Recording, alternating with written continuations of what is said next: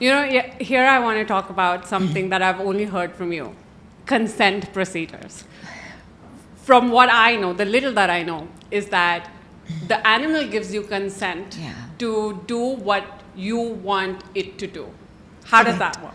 So it basically is when you allow any animal, I would say including even add a human being to that mixture, when you allow them to be in slight control of a situation of discomfort, it makes that process so much easier for them. So take me, for example. I hate injections. I mean, hate means hate. I've God knows what the term would be.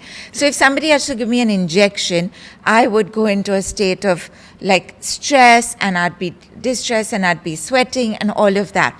And I remember once I had to take that Oxford COVID vaccine, and that nurse said, sit in the chair, lift your sleeve. And I stopped her and I said, and they were just moving like a factory thing. Do this, next person, do this, next person. And I'm like, 1 minute, can I lift my sleeve? Just allowing me to do that much. And then I told her, okay, now you do it, I'm ready.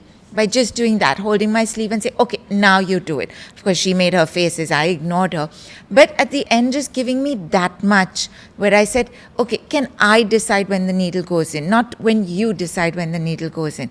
And it just, I would say, if my stress level was at a 99%, by doing that much, it came down to maybe 30%, just giving me that much. So what we do with animals is something similar. We tell them, you know what, and we do it through training. It's very simple. We say, okay, it could be any position. So we say, I can tell Maya, if you put your chin in my hand, it means you're ready to go through a certain process. It could be a nail cutting, it could be a blood draw, whatever it is.